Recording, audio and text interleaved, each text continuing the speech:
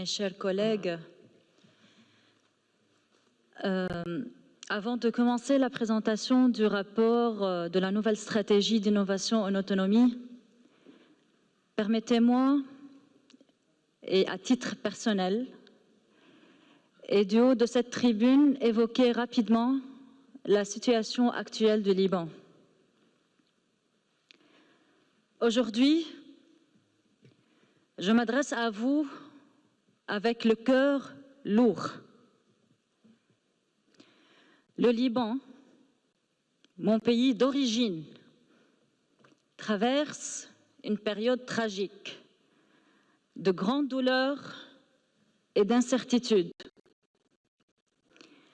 Il est actuellement soumis à des attaques brutales par les forces israéliennes.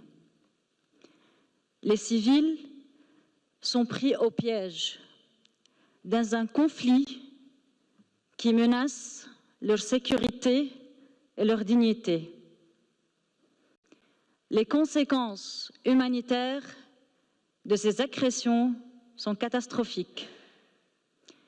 Des centaines de morts et des milliers de blessés. Des quartiers entiers ont été rasés.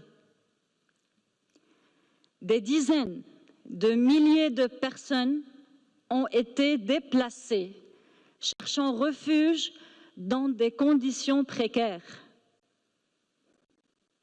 Les hôpitaux, déjà submergés par la crise économique, peinent à soigner les blessés et à fournir des soins de base.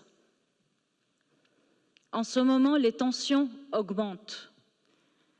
Les mouvements de réfugiés se multiplient et le risque d'une escalade plus large est réel.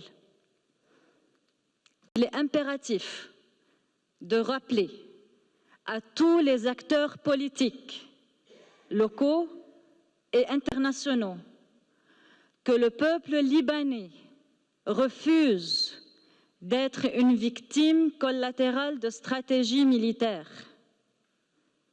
La souveraineté du Liban et la sécurité de ses citoyens doivent être des priorités absolues. Il est temps pour les dirigeants de mettre fin aux divisions et aux manipulations. Le Liban, pays riche de sa diversité, mérite un avenir de paix et de stabilité. Pour cela, un véritable dialogue national et international est indispensable, rassemblant toutes les forces, sans exclusion ni condition. Les influences extérieures qui ne servent qu'à exacerber les tensions doivent cesser immédiatement. Le Liban n'est pas un champ de bataille pour les puissances régionales et internationales. La communauté internationale a la responsabilité de soutenir les efforts de paix en garantissant la protection des civils et en appuyant une solution politique durable.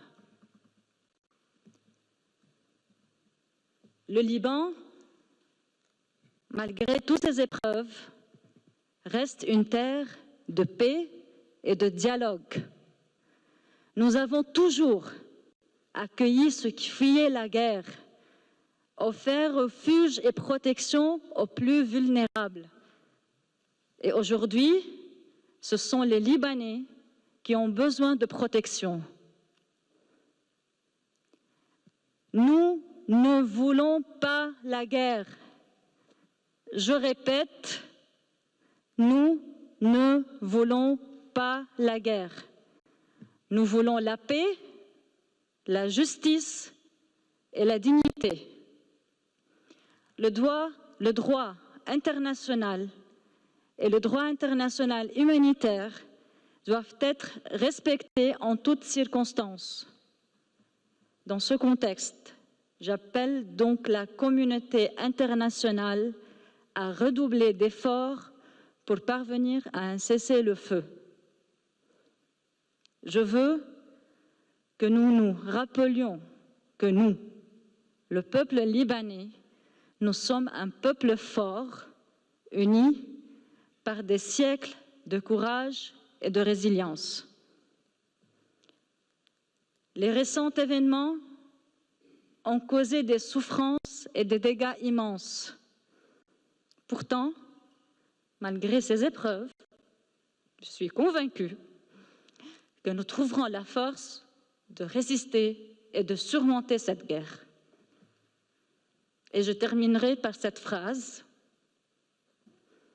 que la lumière de la résilience libanaise brille, même dans les heures les plus sombres, et que notre volonté de vivre en paix triomphe de ceux qui veulent nous voir sombrer.